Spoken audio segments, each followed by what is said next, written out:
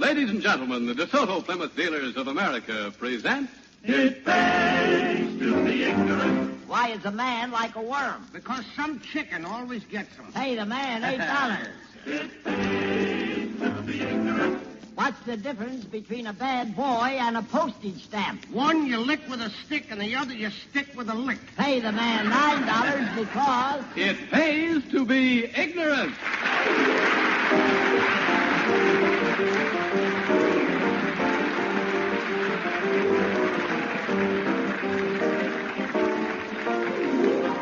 Friends, you're making sure your car gets really expert service when you take it to a DeSoto Plymouth dealer. For that's where you get trained men to work on it, and most important of all, where you're charged a fair price for the work done. And remember, the DeSoto Plymouth dealers handle two really great new cars, DeSoto and Plymouth. The brilliant new DeSoto is easy to look at, comfortable to ride in, and economical to operate. And DeSoto lets you drive without shifting. So drive a DeSoto before you decide. And don't forget, all dealers who sell DeSoto also sell Plymouth.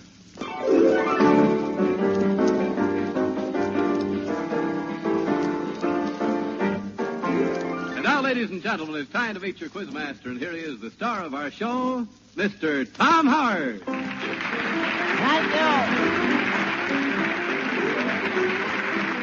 Thank you, Mr. Stark, and good evening, folks. Another week and another session of that screwy quiz program that reminds you of a gymnasium because it's full of dumbbells. We have a board of experts who are so dumb they think a timetable has 4 legs. First, we have the celebrated author, Mr. Harry McNaughton, who has just written a book entitled The Life of a Plumber, or 20,000 Leaks Under the Sink. But here he is, Mr. Harry McNaughton. Thank you. I have a poem, Mr. Howard. You never fail. Yes, a poem. There was a young lady from Ginter who married a man in the winter. The man's name was Wood, and now, as they should, the Woods have a cute little splinter.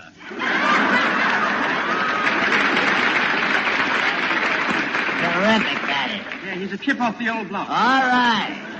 Next, the old woman who was so old she was refused a guest spot on that radio program, Life Begins at 80. A woman who has nice color in her face, if you like green. Here she is, Miss Lulu McConnell. Well, Mr. Howard, me and my old man had another fight last night. You two should charge admission. What is it this time?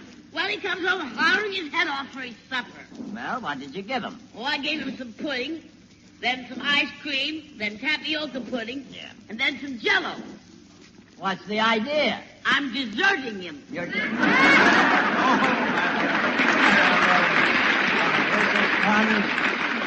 I wish you'd desert me. Next, you have a man who goes to the post office every day to admire his fixture hanging on the wall. A man who has the courage of 9 men, all of them cowards. Here he is, Mr. George Shelton. Well, you know, Mr. Howard, I'm not feeling so well lately. Well, I'm glad to hear that. What's the trouble? Well, when I go to bed every night, all I see is white and black spots in front of my eyes. You ever see a doctor? No, only white and black spots. All right. Well, those are the experts, folks, so if you feel like taking a nap for the next half hour, go right ahead. Here is the first question for the evening. Let's see if we can get an answer. In what town in Pennsylvania did Lincoln make his Gettysburg Address? Mr. Howard, would you please repeat the question? What town in Pennsylvania did Lincoln make his Gettysburg Address? I say, Mr. Howard, this is a history question, isn't it? That much you have right. I love history questions. They're so historic. I see. Do you know Lincoln's Gettysburg Address, Miss McConnell? No, I don't know anybody in Gettysburg. Never been there. Never been there. No. Miss McConnell, do you have to show your ignorance so early? You mean that thing showing again? Never mind. Do you know Lincoln's Gettysburg Address, Mr. Shelton? No, I don't even know Lincoln. I see. How about you? Do you know Lincoln's Gettysburg Address, Mr. McNaughton? I'm sorry I don't, Mr. Howard. I know a swell place on 52nd Street. Oh, please, you mean to sit there and tell me you'd never heard of Abraham Lincoln, one of our greatest presidents? Oh, sure, I heard of him, but I didn't know him. You didn't know? I didn't even know he lived in Gettysburg. He didn't live in Gettysburg. He lived in Washington. Then how did he come to have an address in Gettysburg? Mr. Shelton, how can you get so many things wrong in a single day? I get up early. All right. Mr. Howard, tell me, wasn't Mr. Lincoln the man who said you can fool some of the people some of the time and some of the people some of the time, but you can't fool some of the people some of the time? Mr. McNaughton, you're close. He did say that, but in a different way. Oh, I see. Do you know what he said, Miss McConnell? What, who said? Mr. Lincoln? No, I never listened to his program. Miss McConnell, some people grow up and spread good cheer. Yeah? You just grew up and spread. Question is, what town in Pennsylvania did Lincoln make his Gettysburg Address? Mr. Howard, where is Gettysburg? Pennsylvania. It's irrelevant. Irrelevant Pennsylvania. Never heard of it. Oh, will you cut it out, please? Is it a large city, Mr. Howard? Well, I wouldn't want to say it was a large city. No.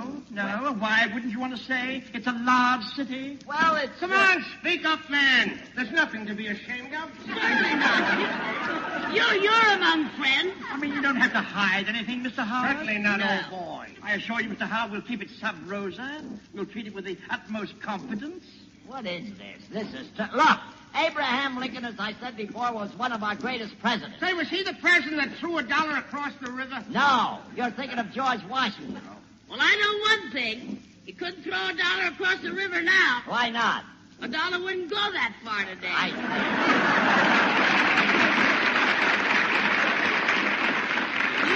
Do you know what I paid for a pound of coffee today? I paid 90 cents. 90 cents for a pound of coffee. Drip. You certainly are. Look, the question is about American history. You learned that at school. You know, Mr. Howard, in school, American history was my favorite subject. It was? Mm-hmm. All right, can you tell me the date Abraham Lincoln was born? Why, certainly, he was born February 12th, 1809. Very good. What happened February the 12th, 1815? Oh, Lincoln was 6 years old. Oh, swell.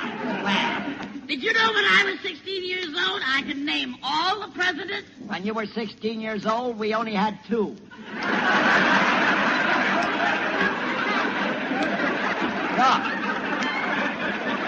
Please. Abraham Lincoln wrote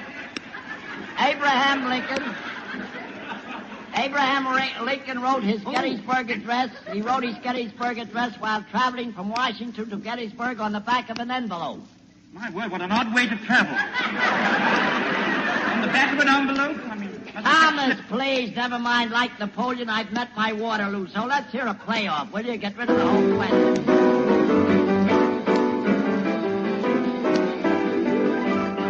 And now, folks, just to get your mind off what has just happened, let's relax as we listen to 4 young men and a charming young lady as they play a Tom Howard Jr. arrangement of Aces Wild.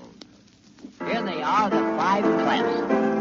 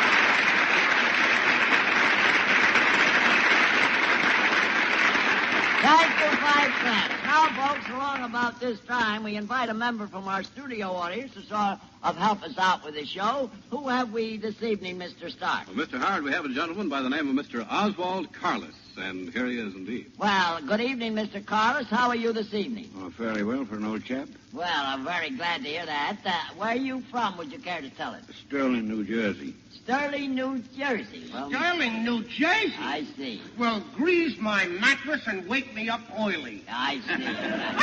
I used to work in that town. Uh-huh. Yeah, I was a traffic cop in a sweater factory. You were a traffic cop in a sweater factory? I had charge of the pullovers. Oh, I yeah. see. All right. I might warn you, Mr. Carlos. Is that right, Carlos? Yes, sir. I might warn you, pay no attention to what you hear coming from behind you there, because I might ask you, too, have you heard the program before? Many a time. You've heard it over in Sterling? Yes, sir, many a time. How do you like it? Very fine. You like the show? I do, very much. No one told you to say that, did they? Of course not. I mean, no one sort of twisted your arm or threatened you bodily harm or anything. No, I enjoy your program very much. Well, I always have, too. good. Well, I suppose everybody to his taste. Tell me, what are you doing in New York? Are you taking in the sights? Please, why do you suppose he came to the program? Well, is that so? Yeah. Why don't you shut up, you skinny old rip? Thank you. If you ever put on a fur coat, you'd look like a pipe cleaner. That's excellent. Excellent, Lou. Yeah. You're from Sterling. Have you always lived in Sterling, Mr. Carlos? The last 40 years. The last 40 years. Where are you originally from?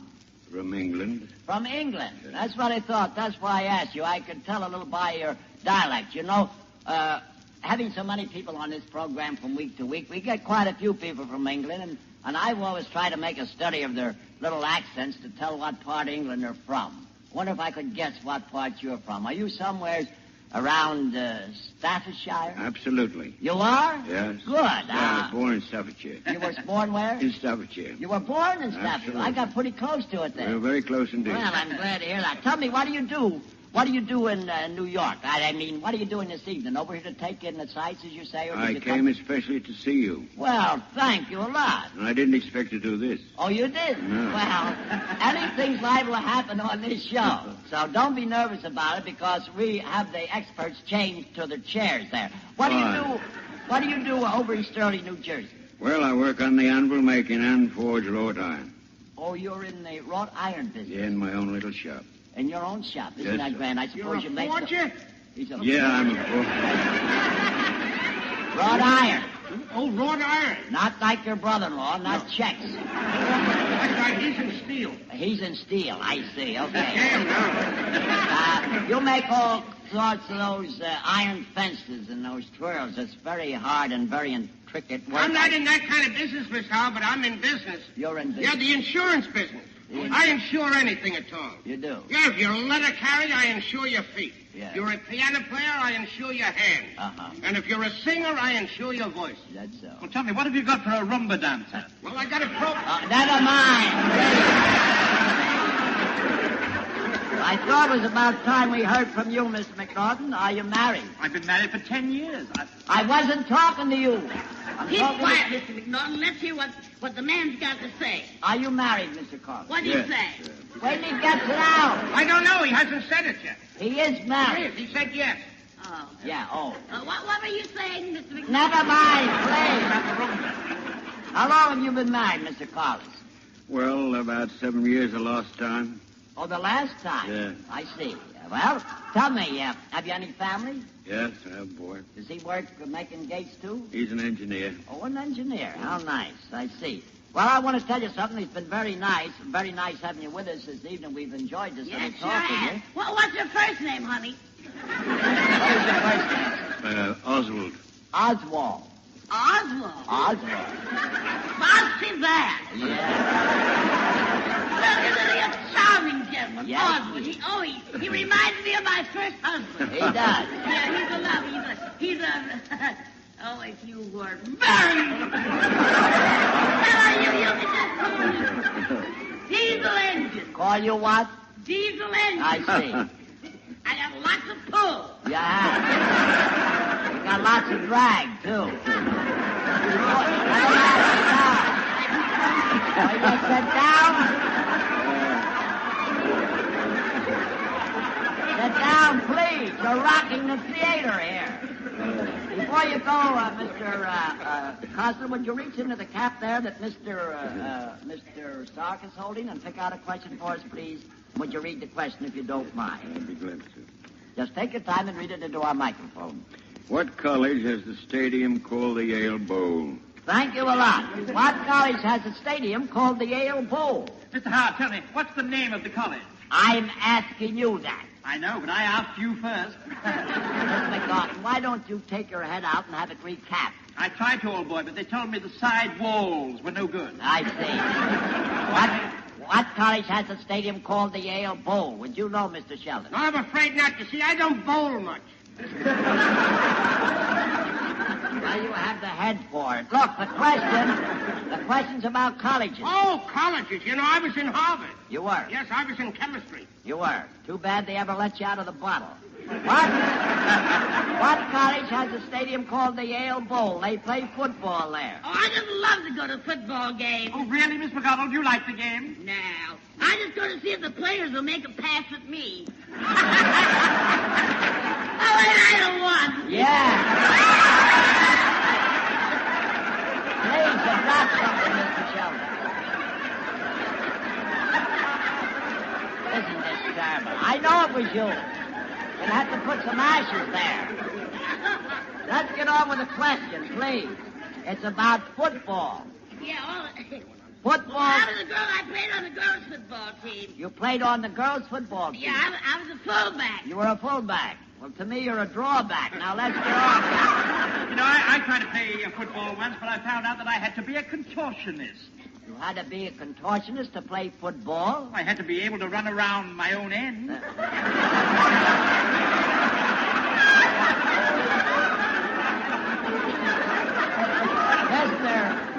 Mr. McNaughton, remind me to shave you some morning when I'm nervous. Yes.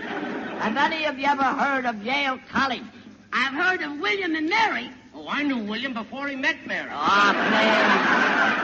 Well, you stop it and try and answer the question. Oh, I say, talking about colleges, you know, I spent the best years of my life up at Vassar. Vassar is a girls' college. Ah, the best years of my life. All right. You know, I knew a girl went to Vassar. Yeah. Her name was Lena. Lena? Oh, I haven't seen her for years. Yeah. And boy, how I miss my Vaseline.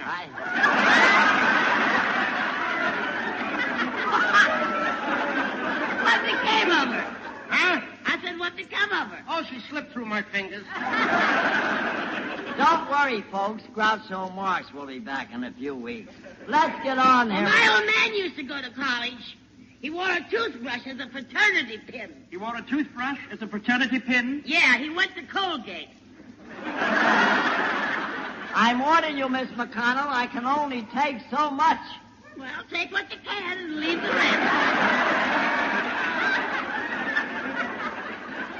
Look, up in New Haven, Connecticut, there's a college that has a football field called the Yale Bowl. Now, what is the name of that college? Did you say New Haven, Mr. Howard? Yes.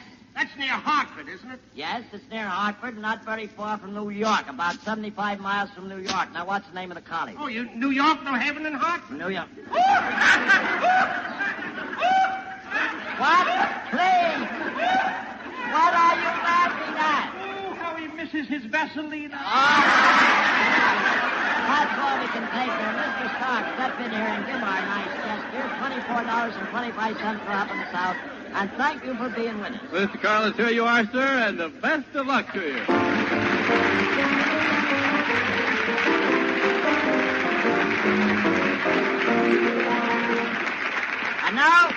And now, folks, to relieve the monotony, we have the Townsman Quartet. Let's listen as they sing a special arrangement of Salt and Pepper.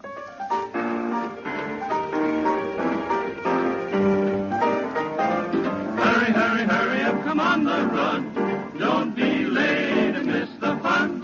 We are all so merry, merry all the day, 'cause here's the little game we play. Salt and pepper, vinegar and mustard, milk and honey, caramel and custard. Salt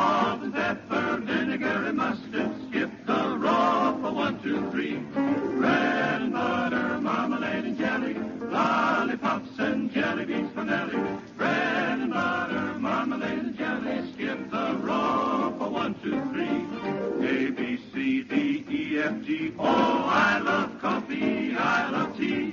J-K-L-M-N-O-P.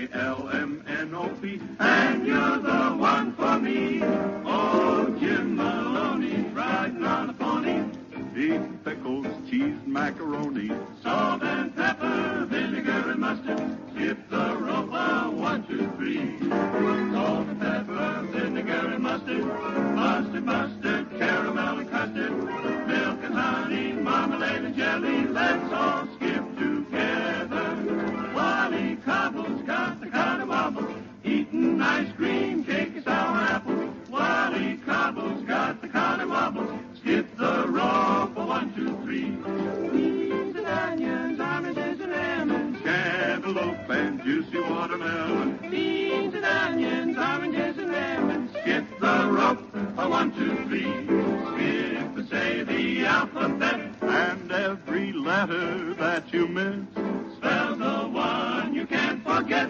The one you long to kiss. Oh, salt and pepper, vinegar and mustard. Milk and honey, caramel and custard. Salt and pepper, vinegar and mustard. Skip the rope, 1, 2, 3. Skip the rope, 1, 2, 3. Thank you, boys. And now, Mr. Starr, who will be as our next guest? Mr. Howard, we have a very charming young lady. Her name is Miss Eunice Wild. Oh, well, fine. How do you do, Miss Wild? How are you this evening? Fine, thank you, Mr. Howard. Well, we're very glad to hear that. Where are you from, would you care to say? New York City. Oh, right here from New York. Well, good. You know a lot about New York, so I don't have to go any further when you're from New York. We're glad to have a native girl right here with us. How do you happen to be in New York this evening? I mean, how do you happen to be at the broadcast? You just stopped in to see the show? Just stopped in, yes. Well, thank you for coming along. Are you alone, Miss Wild? Are you alone? What do you mean? What difference does it make to you if she's alone or not? Mr. Howard, it's not much fun for the young lady in New York alone, you know. Uh-huh. She should have an escort. I see. And I suppose you would be the escort? Well, Yeah. you put it rather bluntly, Mr. Howard. I see. You better be careful what you say, Mr. McNaughton. Suppose your wife is listening in. Oh, I fixed that. I took the tubes out of the radio before I left home. I see. I also got rid of my antenna. Oh, you did? How long has antenna been with you? Oh, please. I've kind of been with you. Pay no attention to Mr. McNaughton as Wild. He's what we call a W.O.W. around What's a here. W.O.W.? A worn-out wolf. All right. As I say, don't let them embarrass you. Tell me, have you ever heard the show before? Oh, yes, all of the time, Mr. Howard. Oh, you've heard it many times. Well, we're glad Steady to hear listener. that. I won't have to apologize to the nitwits. Are you married? No, I'm not. I'm single. Oh, well, then your husband is not with you if you're No. not married, naturally. Well, we're very glad to have you. You say you've heard the program before. Oh, yes, all the time. Tell me, what do you do for a living? I'm a receptionist in a textile office. Oh, in textile. That's cloth and things like That's that. right. Is that right? Mhm. How do you like your work? Yeah, Oh, you I- felt that all right. I see. Well, it certainly is nice to have you with us here. How long have you been working textile? About 4 years. About 4 years, And you're not married? No. I almost got married once, Mr. Howard. You almost got married? Yeah. Almost? Yeah, I used to meet a very nice girl in the subway every evening. Yeah. I was almost going to marry her. What What happened? happened? Well, you see, she used to get off at 72nd Street, and I used to get off at 84th Street. Well, why didn't you marry her? Oh, she was below my station. She...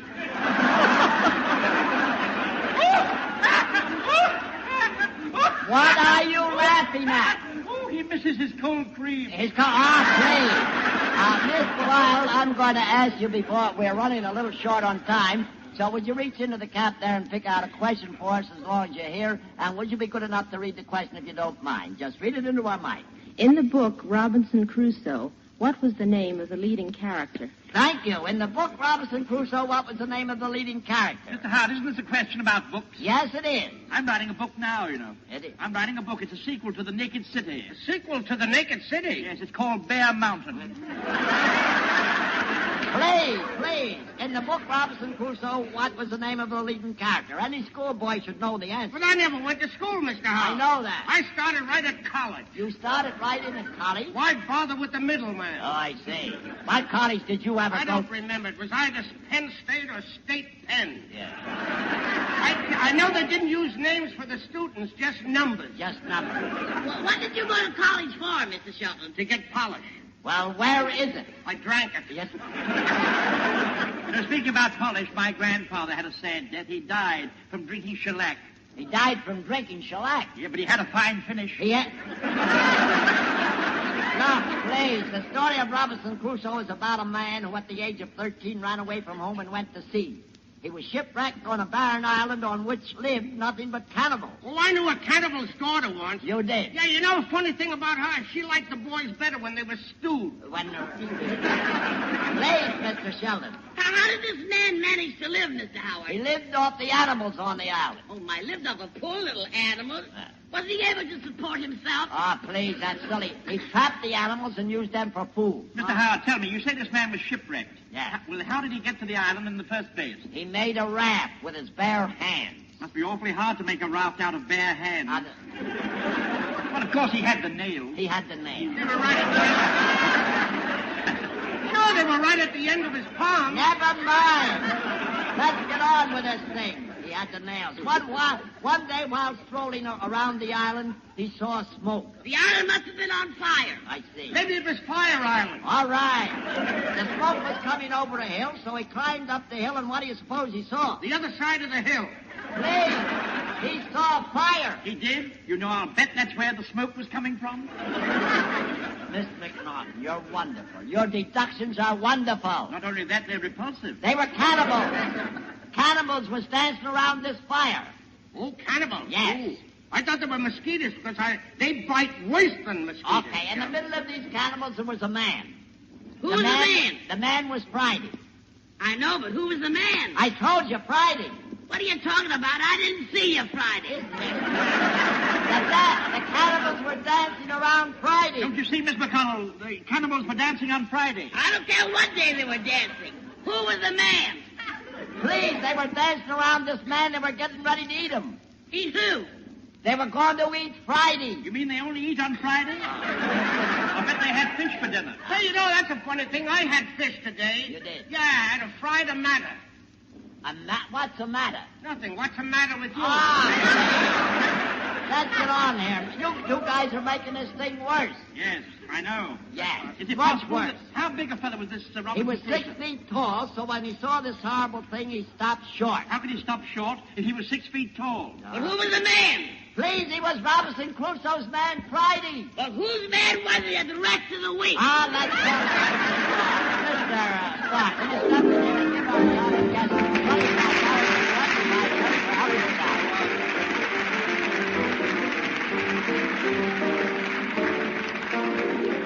Friends from coast to coast, DeSoto Plymouth dealers are out to treat you fairly and squarely. When your car needs service of any kind, take it to one of the more than 3,000 DeSoto Plymouth dealers. You'll be given quick, speedy service. You'll be given friendly service, service with a smile. And you'll be charged a fair and square price for really expert service. Service by factory-trained mechanics who know your car from bumper to bumper. For the mechanics at a DeSoto Plymouth dealers use the most modern tools and the finest equipment. So remember, the next time your car needs service, there's prompt, efficient, courteous service waiting for you. Drive in where you see the sign of a DeSoto Plymouth dealer. Yes, be sure to see your DeSoto Plymouth dealer. Well, folks, the clock is sort of against us at this time, so we'll have to call it quits for this week, but we'll be back with you again next week if we're spared. Same time, same station. Try and be with us. Thank you for listening tonight. This is Tom Howard saying good night and good nonsense. Be sure to tune in again next Wednesday night at this time for a Page Vehicle presented by the more than 3,000 DeSoto Plymouth dealers of America. And remember, all dealers who sell DeSoto also sell Plymouth, two great cars, both products of the Chrysler Corporation. This is Richard Stark signing off with a reminder about good highway habits from the National Safety Council. Always take it easy when passing parked cars. This is CBS, the Columbia Broadcasting System.